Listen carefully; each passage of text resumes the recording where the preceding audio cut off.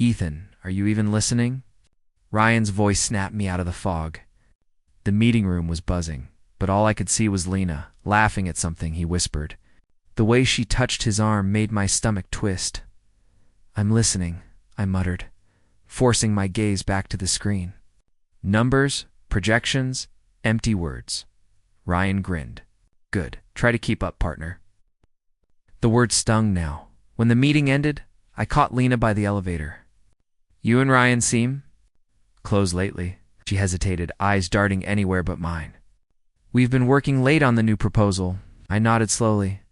Right? Just work? She sighed. Don't start this, Ethan. Not starting anything. I'm just asking if something's changed. Her lips parted, but she didn't answer. She just stepped into the elevator, leaving me standing there with questions I didn't want answered. That night, she came to my apartment. She didn't even take off her coat. Her face was pale, her hands trembling slightly. I already knew. Say it, I whispered. She looked at me for a long time and then said it. I'm leaving, Ethan.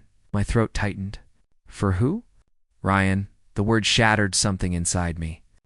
I laughed, but it sounded broken. You're serious. You can give me what you can't, she said softly. I stared at her. What's that supposed to mean? Stability. Vision. He's not afraid to take risks. You play it too safe. I stepped closer. I was building something real for us. I thought that mattered.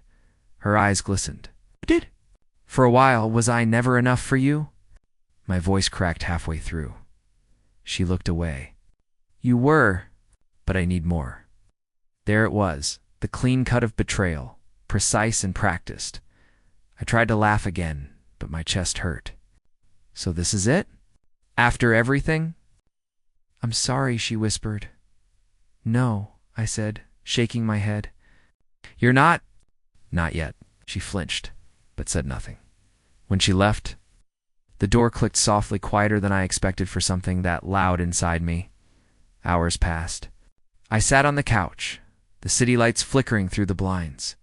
Her perfume still lingered in the air, mocking me.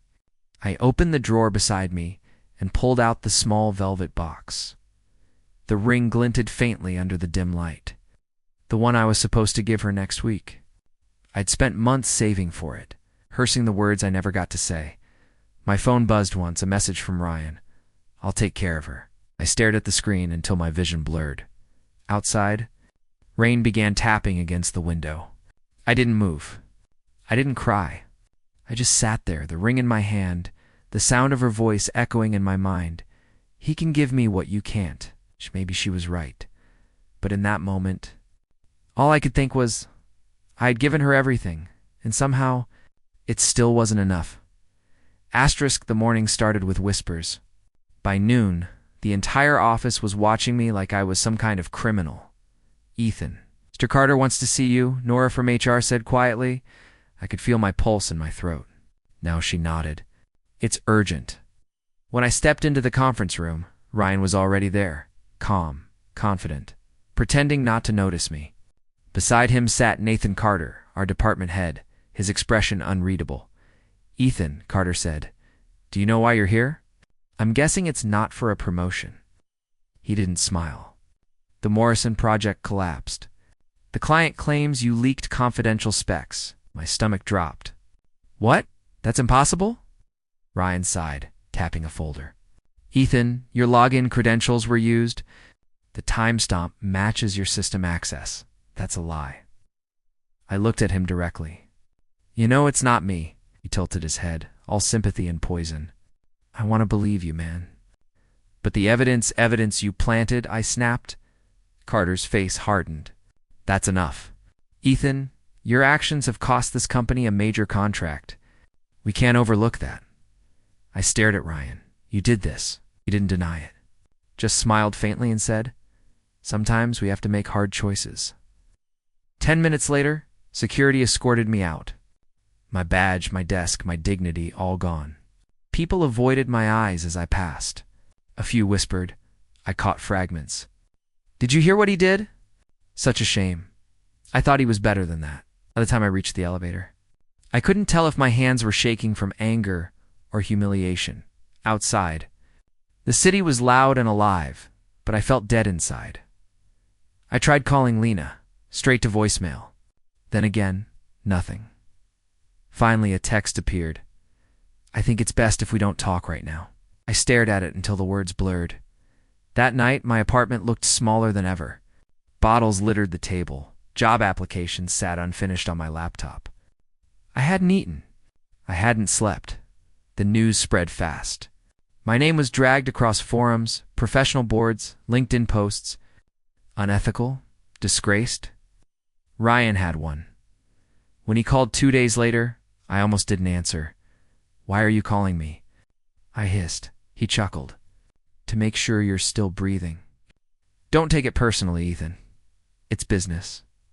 Business. I laughed bitterly. You framed me. Think of it as creative redirection. You were holding me back. Besides, he paused, you'll thank me one day. I'll thank you. My voice trembled with rage. For ruining my life? For freeing you, he said smoothly.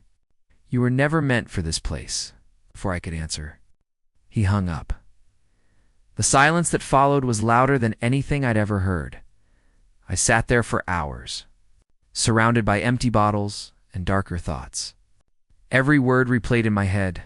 Lena's excuses, Ryan's smirk, Carter's cold tone. You'll thank me one day. No, I wouldn't. I clenched my fists. Staring at the city lights outside my window, the same lights that had once meant hope, now they just burned. I'll make you regret it, I whispered. Both of you. It wasn't a promise. It was a vow. I met Sophie by accident, or maybe fate had a cruel sense of humor. It was 2 weeks after I got fired. I was sitting alone at that small cafe across from the office, the one where I used to grab coffee before meetings. My hoodie was wrinkled, my eyes were hollow, and I hadn't shaved in days. Ethan, a soft voice said behind me. I looked up.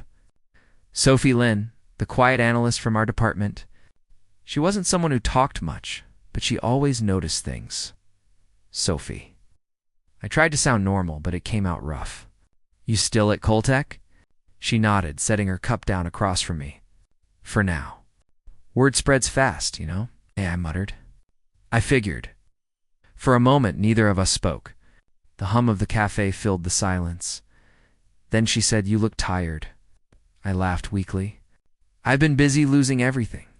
It's exhausting work. Her expression didn't change. You didn't deserve what happened. Doesn't matter, I said, staring into my coffee. They made sure everyone believed I did. Could fight back, she said simply. I scoffed. With what? My shattered reputation? My non-existent savings? She didn't flinch. With yourself. That made me look up. Myself? You don't heal by proving them wrong, she said quietly.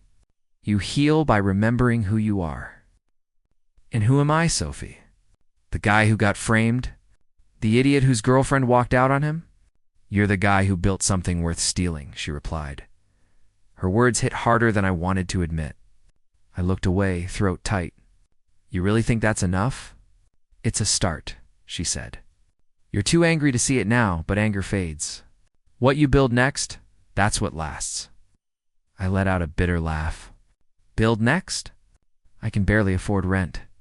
I'm not exactly in a rebuilding mood. Then start small, she said calmly. Ideas don't need offices. Just people who refuse to quit. It's easy for you to say. You didn't lose everything. Her gaze dropped for the first time. You don't know what I've lost. The silence between us grew heavier. I wanted to apologize, but the words wouldn't come. Finally, she stood, finishing her coffee. You're angry now? That's fine. But someday you'll remember what I said. I stared at her, trying to read her face. Why are you even helping me? She shrugged. Because you listened when no one else did. Consider this. Returning the favor.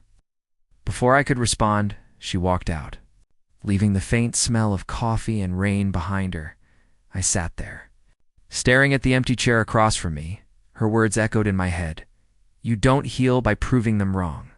You heal by remembering who you are. For the first time in weeks, I felt something other than rage. It wasn't forgiveness. It wasn't peace. It was something smaller, quieter, hope, fragile.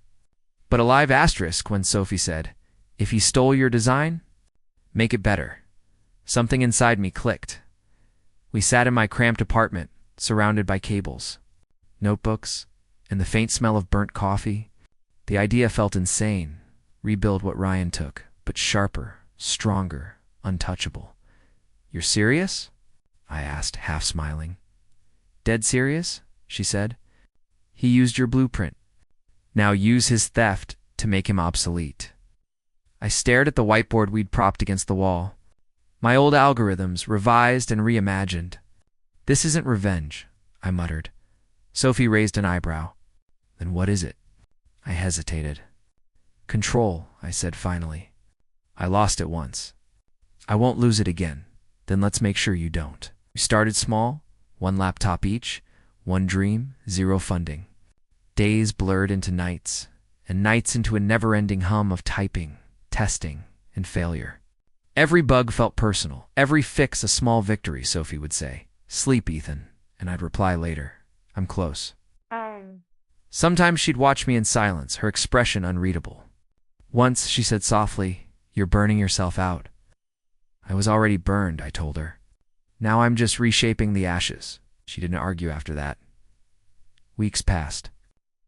I barely noticed the outside world. Friends stopped checking in. My phone stayed silent. I didn't care. Every line of code felt like reclaiming something Ryan had stolen.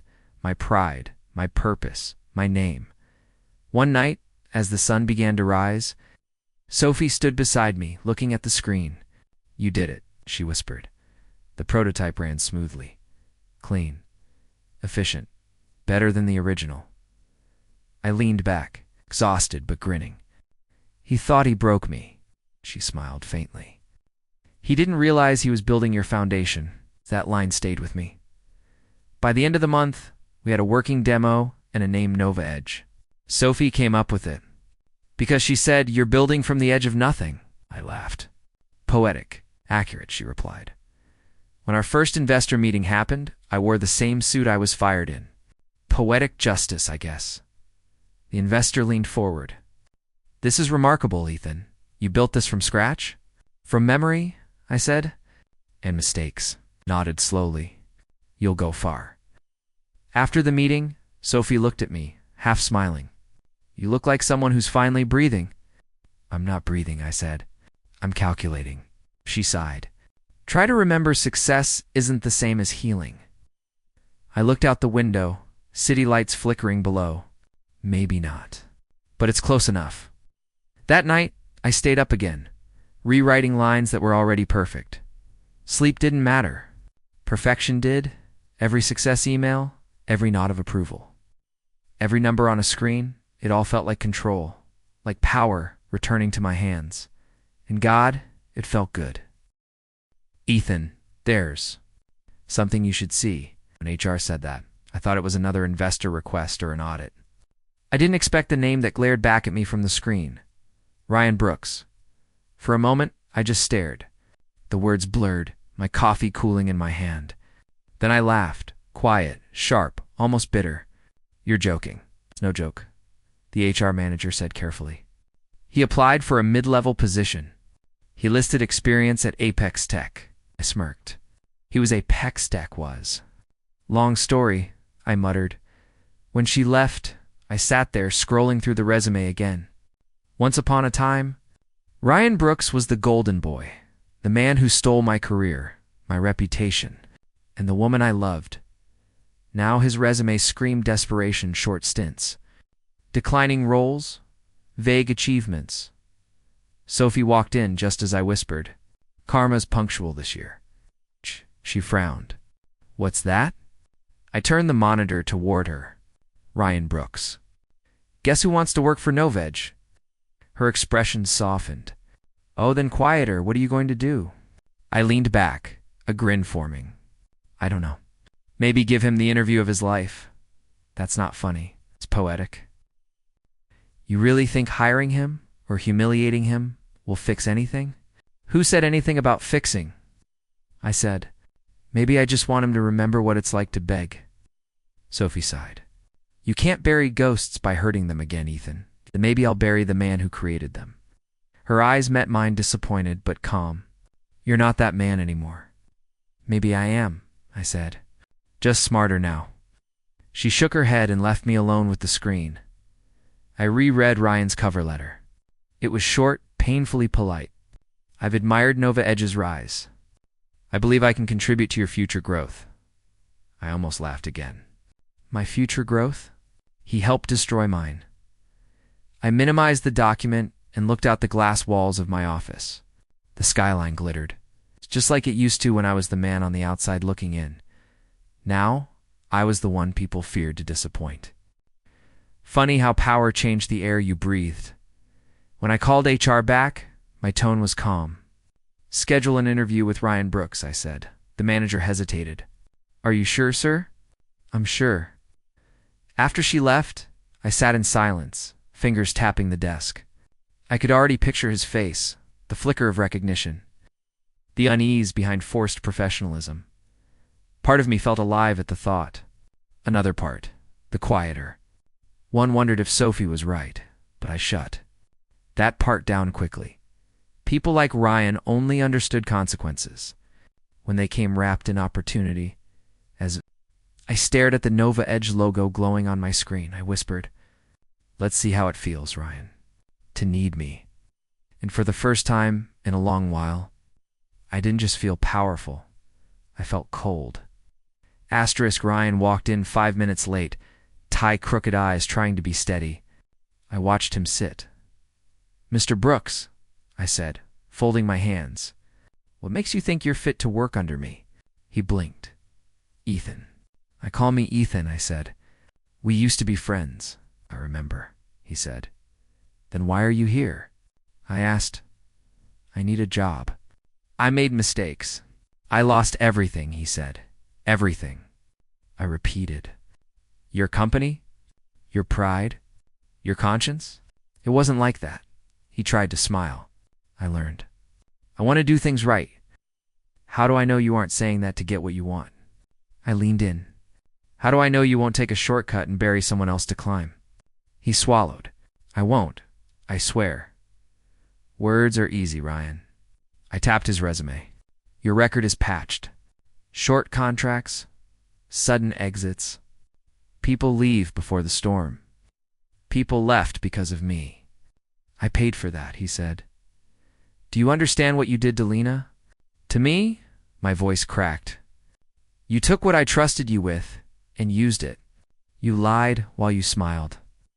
I thought I was helping. I convinced myself it was necessary, he whispered. Necessary for who? You, your image. I asked. None of it justified breaking someone's life. I broke a lot. I couldn't sleep. I couldn't look at myself, he said. Do you feel remorse or just fear? I asked. Both, he answered. Every night. I could make your life difficult now, I said. Call the board. Leak what I know. Make sure the world remembers. He flinched. Please, Ethan. I don't want more pain. Do you deserve it? I asked. Maybe I do. He whispered. Sophie stood in the doorway, arms folded, watching. Her face said what she wouldn't say aloud. What would you do differently if we hired you? I asked. I'd keep my head down. Follow every process. Submit to audits. Mentor, not manipulate, he said, voice thin but earnest. Prove it, I said. Start at the bottom. No client access. 6 months probation, documented tasks, weekly reviews. Step out of line? You're gone, he nodded. Yes, anything. Sign this, I said, sliding a paper across, and write a factual statement. Names, dates, actions. Put it on record. Took the pen like it weighed a ton. Okay. When he left, he didn't storm or plead. He walked out small and honest. I sat back and felt nothing. No victory. Just a hollow where anger used to be. You did it, Sophie said softly. Yeah, I replied. I did. She touched my arm. Are you okay? I looked at her. I don't know yet. For years, I had imagined this moment as revenge, a sharp blade through his smugness, a crowd gasping at his fall. Now the blade felt dull. I had expected a storm of satisfaction. Instead, there was a quiet that unsettled me more than fury ever did indeed. The phone rang late past midnight. I almost didn't answer. But the name on the screen froze me. Lena. I pressed accept. Hello? Her voice trembled. Ethan. I heard what you did to Ryan. I leaned back in my chair, staring at the dark office window. What did I do exactly? You humiliated him, she said. You made him feel small. Let out a low breath. He did that to himself. Please, she whispered. Don't destroy him more than life already has. He's not the same. Neither am I. She was quiet. I could hear her breathing, uneven, like she was holding back tears. He lost everything, Ethan. His company. His reputation. Me. I almost laughed. You make it sound tragic. It is, she said softly. He regrets it. We both do. Regret doesn't rebuild what's already burned, I said. It just leaves ashes. I know, she murmured. But I wanted to say I'm sorry. For what? For choosing him? For believing his lies? Or for realizing too late that you backed the wrong man? For hurting you, she said. Her voice broke. You didn't deserve that, didn't I? I asked quietly. I was naive, blind. I thought love made people loyal. Turns out, it just makes them cruel with a smile. Ashe, Ethan. She whispered, I miss you. I closed my eyes. The silence stretched long enough to feel like a lifetime. My chest didn't ache anymore, just felt hollow, calm. I don't miss who I was with you, I said. My voice surprised me, steady, almost kind. That version of me died the day you walked out. She sobbed softly. You've changed. Ed too, I replied. You don't survive betrayal by staying the same. Do you hate me? She asked. No, I said. I outgrew you. Quiet sniffle. He's trying to be better, you know. Ryan, I hope he succeeds, I said. But that's not my story anymore. Then what is? She asked. I looked at my reflection in the glass. Tired eyes, older, sharper. Starting over. Finally breathing. There was a pause. Then a soft goodbye, Ethan. Goodbye, Lena. The line went dead. I didn't move for a long time. The silence in the office felt different. Not heavy, not painful. Just clean. A soft knock came at the door. Sophie stepped in, holding 2 mugs of coffee. You look like you've seen a ghost. I just buried one, I said. She set a mug down beside me. You finally let her go. Yeah, I whispered, watching the city lights blur through the window. I finally did. And for the first time in years, I didn't feel the weight of what I'd lost, only the quiet relief of what I'd let go. Asterisk, when I told HR to hire Ryan. Nora stared at me like I'd lost my mind. You're serious? She asked. Completely, I said. Entry-level position. No titles, no favors. After everything he did to you? Yes, I said quietly. Exactly because of that. The first day he walked into Nova Edge, he looked smaller. Not just thinner, but worn down. Like time had scraped off all the arrogance. He didn't meet my eyes. Just nodded and said, thank you for this chance. I nodded back. Don't waste it. For the next few days, I barely saw him. He kept to himself, worked hard, didn't speak unless spoken to. Some of the younger employees didn't even know who he was, and that made it easier. I didn't want revenge anymore. I just wanted peace. Sophie noticed, of course. You're quiet lately, she said one evening as we wrapped up. Maybe I'm tired, I said. Or maybe I've said everything I needed to. She smiled faintly. Letting go doesn't make you weak, you know? It makes you human. Then I guess I'm finally learning to be one. That night, I stayed late to finish reports. The office was silent. Just the hum of machines and the faint glow from the city outside. When I reached for a file on my desk, I saw it. A folded piece of paper tucked under my keyboard. My name written on it in shaky handwriting. I hesitated before opening it. Ethan, you won. I deserved everything that happened. You were right about me, about what power does to people who never earned it. I lost everything because I became someone I swore I'd never be. Thank you for letting me start again. Ryan, I read it twice. Then again? The words blurred under the dim light. I didn't know what to feel. Anger, pity, or something in between. When Sophie came back to grab her bag, she saw me holding the letter. He wrote that. Yeah, my voice sounded distant. She leaned against the doorframe. What are you going to do with it? I folded it carefully. Keep it for closure? For a reminder, I said. That revenge never fixes what's broken inside you. Forgiveness does, even if it's silent. She smiled softly. I think you finally found your peace. Maybe, I said. Or maybe peace found me once I stopped chasing payback. The city lights reflected off the office glass, and for the first time, I didn't see the man who lost everything. I saw someone who finally understood what it meant to win, not over others, but over himself. I placed the letter back on my desk and whispered, You're forgiven. And somehow, it felt like I was forgiving myself too. The applause echoed through the conference hall like thunder. Cameras flashed.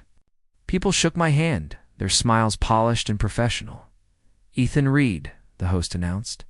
A man of integrity, a leader who rebuilt from nothing. I forced a smile and nodded as the microphone was passed to me. Thank you, I said, keeping my voice steady. Nova Edge isn't just a company. It's proof that broken things can be rebuilt. Ace. The audience clapped again. I bowed slightly and stepped off the stage. Feeling the weight of every word I hadn't said, Sophie met me backstage with that calm smile of hers. You handled that well, she said. I lied, I muttered. They call it resilience, but it was just pain wearing a suit. She tilted her head. Pain builds stronger things than comfort ever could. Maybe, I said, but it also costs more. We drove back to the office in silence. The city lights streaked across the window like fading memories. When we arrived, she lingered by her desk, her bag slung over her shoulder. There's something I need to tell you, she said softly. I turned. You sound serious? I'm leaving, she said. I got funding for my own company. It's time. For a second, I didn't respond. Then I nodded. You deserve it. You're not mad? How could I be? You kept me from falling apart when no one else cared. She smiled faintly.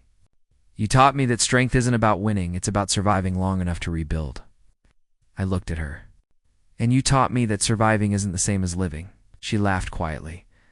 Then maybe it's time you start living again, Ethan. Her words hung in the air like the last light before dusk. When she left, the office felt too big, too quiet. The same space that once buzzed with late nights and caffeine now echoed with ghosts of what it took to get here. I walked to the window and stared at the skyline. The world outside kept moving, new lights, new people, new beginnings. Behind me, the awards from the conference glimmered faintly on the shelf. Symbols of victory, but not of peace.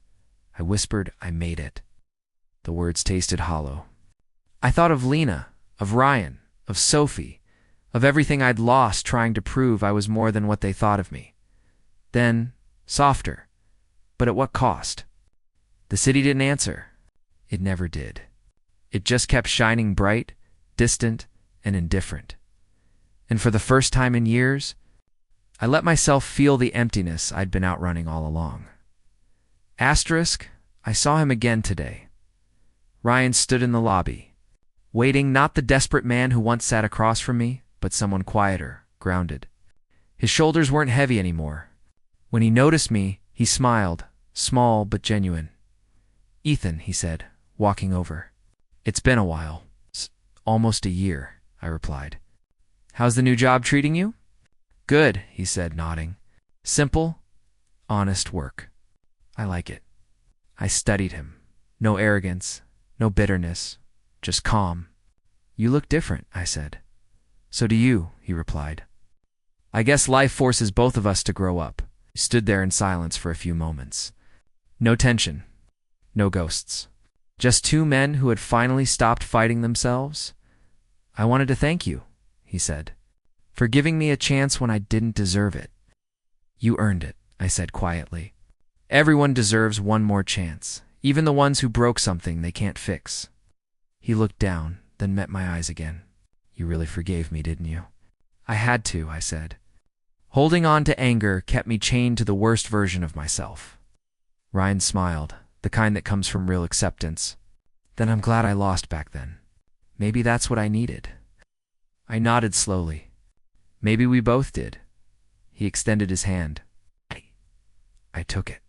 The handshake was steady, no power struggle, no history weighing it down. Just peace. Take care of yourself, Ryan. You too, Ethan. When he left, the air felt lighter. I turned toward the glass wall of my office. My reflection stared back, faint lines at the corners of my eyes. A few gray strands in my hair. Older, calmer, wiser. For a long time, I'd looked into this same reflection and seen a stranger, a man built out of anger and exhaustion. But today, I saw someone different. Someone real. I touched the glass lightly and whispered, "The man who begged for love died long ago." The city outside was waking up. Sunlight crept between the buildings, spilling gold across the floor. I stood there, letting it wash over me. Sophie once told me, peace isn't found, it's chosen. Back then, I didn't understand. Now, I think I do. Peace isn't loud. It doesn't announce itself. It arrives quietly when the war inside you finally ends. I took a deep breath, feeling the stillness settle in my chest. I made it, I murmured. No triumph. No revenge. Just truth. The sun climbed higher, and for the first time in years, I smiled not because I'd won, but because I'd finally stopped fighting.